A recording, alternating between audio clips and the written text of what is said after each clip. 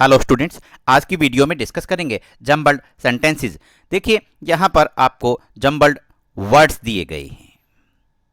यहाँ पर आपको जम्बल्ड वर्ड्स दिए गए हैं और इन जम्बल्ड वर्ड्स को आपने रीअरेंज करना है, दूसरे तरीके से व्यवस्थित करना है और इस तरीके से व्यवस्थित करना है कि एक मीनिंगफुल सेंटेंस बन जाए। तो सबसे पहली बात, जम्बल्ड वर्ड्स के अंदर बहुत सारी चीजें हैं जो आपको कंफ्यूज कर सकती हैं, उनसे आपको बचना है। दूसरी बात यह है कि जब आप ये टॉपिक तो सिंपल सा आपको नजर आता है, लेकिन इसके अंदर आपको बहुत सारी चीजें आनी चाहिए। जनरल इंग्लिश ग्रामर की जो बेसिक सी बहुत सारी चीजें हैं। सब्जेक्ट क्या है, सब्जेक्ट जैसे हम कर्ता को बोलते हैं, शॉर्ट फॉर्म में उसको एस लिखते हैं। वर्ब क्या है, क्रिया क्या है। एच वी हेल्पिंग वर्ब, सहायक क्रिया क्या है। Is, am are, was, were, has, have, had, ये आपकी is, am are, was, were, has, have, had, ये आपकी हेल्पिंग वर्ब्स हो गई। वर्ब का मतलब क्रिया, कर्ता ने जो काम किया है उसको आप क्रिया कहते हैं। और फिर एक होता है आपका ऑब्जेक्ट, ऑब्जेक्ट का मतलब कर्म। तो ये यहां पर आपको ध्यान रखने की, समझने की बहुत सारी चीजों की आपको जरूरत पड़ती है। लेकिन एक सिंपल सा फॉर्मूला जम्बल्ड वर्ड्स के लिए आप याद कर लें, ध्यान कर लें। सबसे पहले आपको जो काम करना है, आप कंफ्यूज ना हो, उसके लिए आपको ये करना है, सबसे पहले आप जैसे ही ये जम्बल्ड वर्ड्स आपको मिलते हैं, जैसे यहाँ दिया garden oblique have oblique a oblique kitchen oblique we oblique small, ये इस तरीके से आपको दिए गए हैं। अब इनको आपको रीअरेंज करना है। तो सबसे पहले आप ये देखिए, ये सेंटेंस है किस टाइप का बनेगा। ये सेंटेंस किस टाइप का बनेगा, इसमें कहीं क्वेश्चन मार्क है? नहीं है। इसमें कहीं नोट है? नहीं है। तो देखिए, जिस सेंटेंस में क्वेश्चन मार्क आ गया, साइन ऑफ इंटरोगेशन आ गया, इसका मतलब वो इंटरोगेटिव सेंटेंस है। जिसमें नोट आ गया वो नेगेटिव सेंटेंस है। जिसमें ये दोनों आ गए, नोट भी आ गया, जिस सेंटेंस के अंदर नोट भी आ गया और क्वेश्चन मार्क भी आ गया, इसका मतलब वो नेगेटिव भी है और इंटरोगेटिव भी है। नेगेटिव इंटरोगेटिव वो सेंटेंस हो गया। लेकिन जो सिंपल सेंटेंस होता है उसकी फॉर्मेशन में आपको क्या करना होता है, केवल सब्जेक्ट, वर्ब और ऑब्जेक्ट। वर्ब से पहले अगर हेल्पिंग वर्ब वहां दी गई है तो वो भी आप यूज कर सकते हैं। सहायक क्रिया is, am are, was, were, has, have, had, ये सहायक क्रिया भी आप यूज कर सकते हैं। और ऑब्जेक्ट अगर दिया है तो वर्ब के बाद आप ऑब्जेक्ट लगाते हैं सिंपल सेंटेंस में। सिंपल सेंटेंस के अंदर आपको क्या करना होता है, पहले आप सब्जेक्ट लगाएंगे, कर्ता, काम को करने वाला। फिर आप लगाएंगे वर्ब, क्रिया, कर्ता ने जो काम किया है। और फिर आप लगाएंगे ऑब्जेक्ट। जैसे हम कहते हैं ही गोज टू स्कूल, हम कहते हैं ही गोज टू स्कूल। यहां आपने ही गोज टू स्कूल लिखा, ही आपका सब्जेक्ट हो गया, गोज जाना ये आपकी वर्ब हो गई, और जो आपका स्कूल है ये आपका ऑब्जेक्ट हो गया।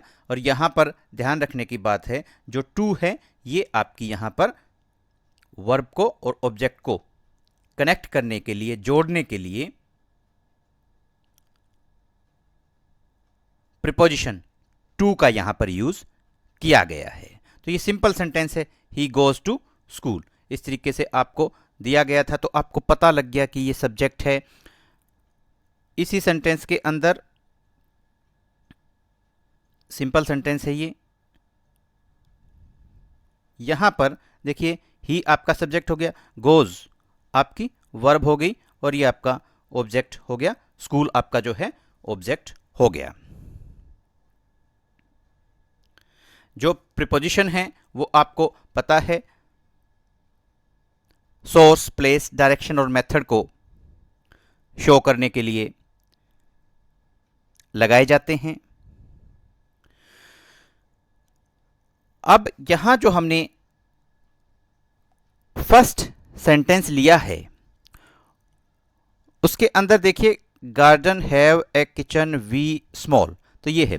यहां पर आप सबसे पहले देखिए सिंपल सेंटेंस है, कोई साइन ऑफ इंटरोगेशन नहीं है, कोई नोट यहां पर यूज नहीं किया गया, सिंपल सेंटेंस आपका ये बनेगा। कुछ ऐसे भी सेंटेंसेस आपको दिए जाएंगे जिनमें सब्जेक्ट ही नहीं होगा, उनको इंपेरेटिव सेंटेंसेस बोलते हैं।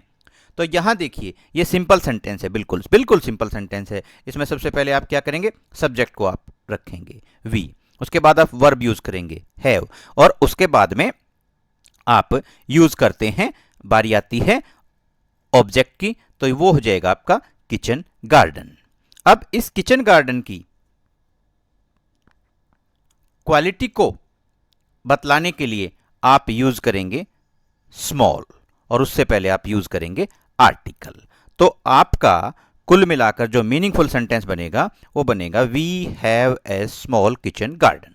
अब आप ये कहते हैं कि जब टीचर कोई पढ़ा रहे हैं और वो आपको सिखा रहे हैं, तो आप कहते हैं कि टीचर को तो आता है इसलिए ये काफ़ी इजी टॉपिक है। यहां पर आपको करना क्या होगा, देखिए अगर आप स्टार्टिंग में आपने वी लगा दिया, उसके बाद में आपने हैव लगा दिया, और उसके बाद में आप किचन गार्डन लगा देते हैं, किचन गार्डन इस तरीके से अगर आपने लगा दिया, तो अगर इसके बाद में आप ए स्मॉल या स्मॉल ए लगाते हैं तो ये मीनिंगफुल सेंटेंस नहीं बनेगा। इस तरीके से आप जो hit and trial method apply करके भी कि अगर ऐसा करें तो क्या मीनिंगफुल सेंटेंस बन रहा है, अगर वैसा करें तो क्या मीनिंगफुल सेंटेंस बन रहा है, ये तरीका भी आपको काफी हद तक जम्बल्ड वर्ड्स को रीअरेंज करने में, मीनिंगफुल सेंटेंस बनाने में आपकी हेल्प कर सकता है। लेकिन सिंपल सेंटेंसेज में आपको ध्यान रखना है,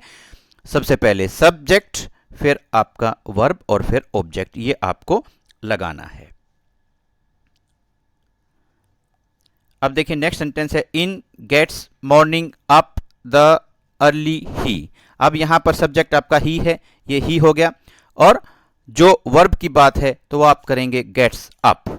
अब गेट्स अप कब उठता है, तो आपने कर दिया द मॉर्निंग, और इससे पहले आपने प्रीपोजिशन लगाई इन, और इन द मॉर्निंग ये आपने जब लगाया है तो अब जो अर्ली है वो आप लगाते हैं अर्ली, एडवर्ब भी होता है और एडजेक्टिव भी होता है। एडजेक्टिव का मतलब विशेषण, अर्ली को हम विशेषण के तौर पे भी यूज करते हैं और अर्ली को हम एडवर्ब यानी कि क्रिया विशेषण के तौर पे भी हम यूज करते हैं। तो यहां हमारा सेंटेंस बन गया he gets up early in the morning, ये आपका सेंटेंस बनता है। अब आप कहेंगे कि ये तो काफ़ी इजी है, लेकिन इसको देखिए जब आप प्रैक्टिस करते हैं, जब आप सीखते हैं, तो सपोज आप पहले करते हैं ही गेट्स अप, सपोज आपने लिखा द मॉर्निंग और फिर इन अर्ली, ऐसे अगर आप बनाते हैं या अर्ली इन ऐसे बनाते हैं तो ये मीनिंगफुल सेंटेंस नहीं बनता है। मीनिंगफुल सेंटेंस आपका क्या बनेगा, he gets up early in the morning. आपने सेंटेंसेस सुन भी रखे होते हैं, आपको सेंटेंसेस पढ़ भी रखे होते हैं आपने, तो आपको पता लगता चला जाता है कि ये सेंटेंस फॉर्मेशन हमारी करेक्ट हो गई है। ध्यान आपको क्या रखना है, सिंपल सेंटेंसेस में आप सबसे पहले सब्जेक्ट लिखेंगे, फिर वर्ब और फिर आप ऑब्जेक्ट अगर दिया है तो। ये आपको लगाकर मानकर चलना है, बाकी सारा खेल आपका प्रैक्टिस का है, क्योंकि practice makes a man perfect. अब देखिए नंबर 3 पे हमने लिया ही प्ले व्हाट डिड। अब यहां देखिए ये साइन ऑफ इंटरोगेशन आपका आ गया, ये इंटरोगेटिव सेंटेंस है। इंटरोगेटिव सेंटेंस के अंदर आप क्या करेंगे, सब्जेक्ट से पहले ही आप क्वेश्चन लगाएंगे। ये WH फैमिली के वर्ड्स हैं, व्हाट, व्हेन, व्हाई, वेयर, ये WH फैमिली के वर्ड्स हैं, ये क्वेश्चंस बनाने के काम आते हैं। तो बिल्कुल स्टार्टिंग में आप लिखेंगे व्हाट, और उसके बाद में जो आपकी हेल्पिंग वर्ब है वो भी सब्जेक्ट से पहले ही आएगी, फिर आप लिखेंगे डिड, फिर आप लगाएंगे सब्जेक्ट, और फिर आपकी जो है वर्ब आएगी व्हाट डिड ही प्ले, और फिर ये जरूर आपको ध्यान रखना है साइन ऑफ इंटरोगेशन आपको जरूर लगाना है। तो आपका आंसर यहां पर आएगा व्हाट डिड ही प्ले।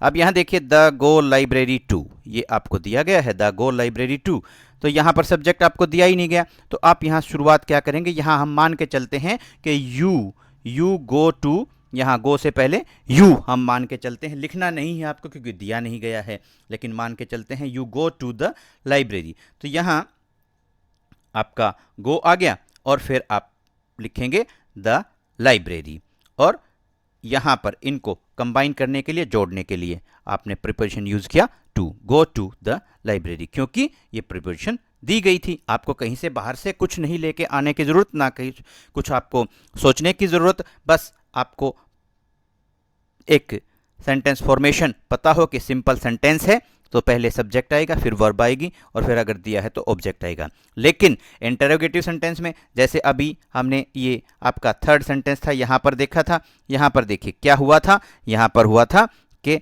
सबसे पहले WH फैमिली का जो वर्ड है, जो क्वेश्चन फॉर्मेशन में काम आता है, वो व्हाट हमने यहाँ लगाया था, उसके बाद में हेल्पिंग वर्ब हमने लगाई थी, और हेल्पिंग वर्ब भी हमने सब्जेक्ट से पहले लगाई थी, यानी कि यहाँ पर थर्ड नंबर पे आपका सब्जेक्ट आया था और फिर आपकी वर्ब आई थी और उसके बाद में आपका क्वेश्चन मार्क आया था। तो इस तरीके से आपने वहां पर सॉल्व किया था, ये आप ध्यान रखते जाएंगे। नेक्स्ट आपका है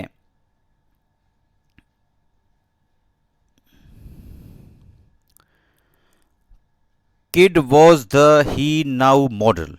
अब यह आप देखिए सब्जेक्ट आपका ही है, ही के बाद में वॉज वर्ब जो है आप वो लगाएंगे, फिर आप जो है नाउ एडवर्ब ऑफ टाइम जो है वो आप लगाते हैं, और फिर द मॉडल किड,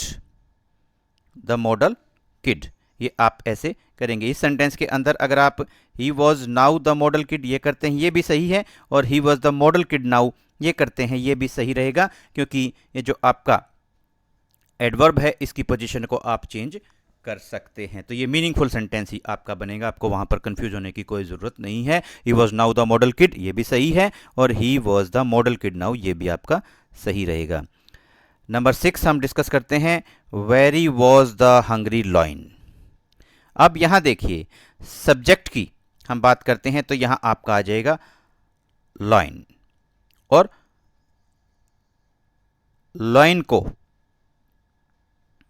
के साथ में हम या यहां पर यूज करेंगे आर्टिकल द, क्योंकि ये एक स्पेसिफिक या पर्टिकुलर लॉइन जो है वो दर्शाया गया है, बतलाया गया है, और यहां जम्बल्ड वर्ड्स में द दिया भी गया था, और कहीं हम यहां इस सेंटेंस को मीनिंगफुल बनाने के लिए द का यूज नहीं कर सकते, इसलिए हमने लॉइन के साथ में यूज किया द लॉइन, और फिर वर्ब आपने यूज की। सिंपल सेंटेंस आप यहां पर बनाएंगे, द लॉइन वॉज, और फिर आप लिखते हैं हंगरी। तो हंगरी की अब विशेषता बताने के लिए आपने यूज किया वेरी, तो आपका मीनिंगफुल सेंटेंस बन गया the lion was very hungry. Next है a dog I saw hungry. अब यहां पर भी देखिए जो आई है वो सब्जेक्ट है, सॉ देखना आपकी वर्ब हो गई, और फिर आप लिखते हैं डॉग, आई सॉ डॉग। अब इस डॉग की खास बात बतलाने वाला, इसकी विशेषता बतलाने वाला कैसा डॉग था, हंगरी था। ये जो है आपने हंगरी यहां डॉग से पहले लगाया है, और फिर आप ये आर्टिकल ए आपने यूज किया है। अब यहां देखिए आप प्रैक्टिस जब आप करते हैं तो एक बार में ही जरूरी नहीं कि आपसे मीनिंगफुल सेंटेंस बने। सपोज आपने याद रख लिया कि पहले सब्जेक्ट लगाना है, आपने सब्जेक्ट लगा दिया, फिर उसके बाद वर्ब लगानी, आपने वर्ब लगा दी, उसके बाद में आप डॉग लगाएंगे, आपने लगा दिया, ये ठीक हो गया। अब आपके पास हंगरी और ए बच गया, तो आप यहाँ बाद में हंगरी और ए लगाते हैं, तो आपका सेंटेंस बनेगा आई सॉ डॉग हंगरी ए, ये मीनिंगफुल सेंटेंस नहीं बना। फिर आप दूसरी ऑप्शन पे जाते हैं, I saw dog A Hungary, ये भी सही नहीं बना। फिर थर्ड ऑप्शन पे जाएंगे, आई सॉ डॉग, और डॉग से पहले के डॉग की खास बात, उसकी विशेषता, उसके विशेषण को आप यूज करते हैं, तो आप यहाँ हंगरी लिख देते हैं और उससे पहले फिर आपका आर्टिकल बच जाता है। तो यहाँ पर भी आप देखिए आपका जैसे यहाँ फर्स्ट सेंटेंस में स्मॉल से पहले आर्टिकल आया था और यहाँ पर जैसे हंग्री से पहले आर्टिकल ए आया है। तो इस तरीके से सेंटेंस फॉर्मेशन की जब आप प्रैक्टिस करते जाते हैं तो आपको समझ में आने लग जाता है कि आप जो है आर्टिकल का यूज़ कहाँ करना है, प्रीपोजिशन का यूज़ कहाँ करना है। गलत जगह पर अगर प्लेसमेंट आपने कर दी है आर्टिकल की या प्रीपोजिशन की तो मीनिंगफुल सेंटेंस नहीं बनेगा, ये आप ध्यान रखेंगे। अब नेक्स्ट सेंटेंस आप देखते हैं, live did where he.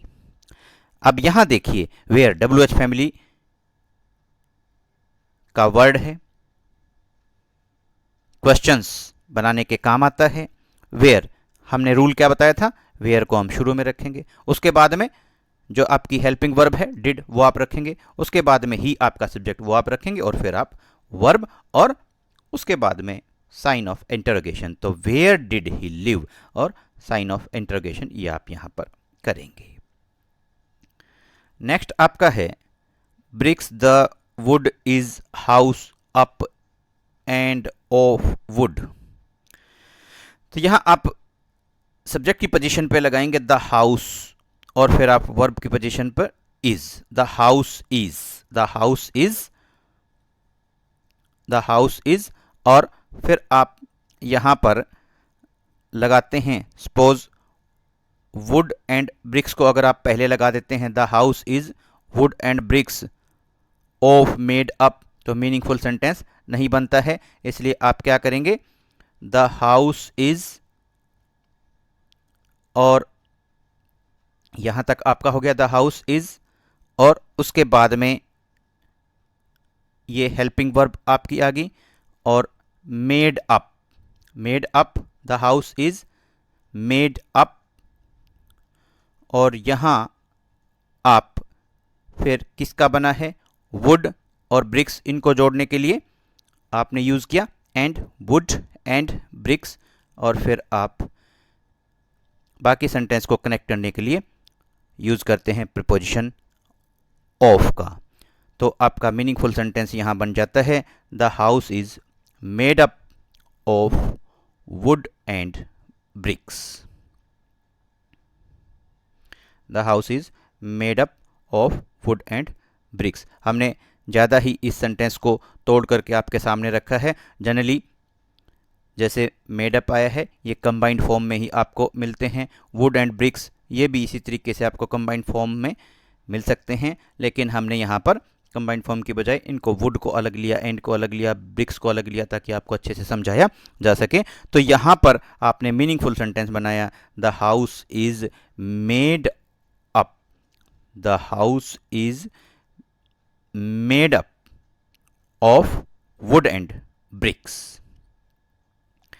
Next sentence है यू गोइंग वेयर आर। तो WH फैमिली से ये वर्ड फिर आ गया, क्वेश्चंस बनाने के काम आता है। सबसे पहले आप वेयर लगाएंगे, फिर हेल्पिंग वर्ब आप आर लगाएंगे, फिर आप यू जो आपका सब्जेक्ट है वो लगाएंगे और फिर आपकी जो वर्ब है, सब्जेक्ट जो काम कर रहा है, किया है, वो आप लगाएंगे और लास्ट में sign of interrogation. Meaningful sentence आपका बन गया where are you going. Students बगैर कंफ्यूज हुए, मजे लेते हुए, एंजॉय करते हुए इस वीडियो को आप देखें। एक दो बार अगर आप देखते हैं, ये 10 सेंटेंसेस भी अगर आप करते हैं तो काफ़ी आपके अंदर कॉन्फिडेंस आएगा। इन्हीं से मिलते जुलते बाकी आप अदर सेंटेंसेस की प्रैक्टिस कीजिए। हम भी कोशिश करेंगे जल्द से जल्द जंबल्ड वर्ड्स, जंबल्ड सेंटेंसेस की और भी वीडियोस आपको आपके अपने YouTube channel just fun with English with Ashok Kumar Sujata पर अपलोड करके आपके लिए अवेलेबल कराते रहें। Thanks, have a nice day.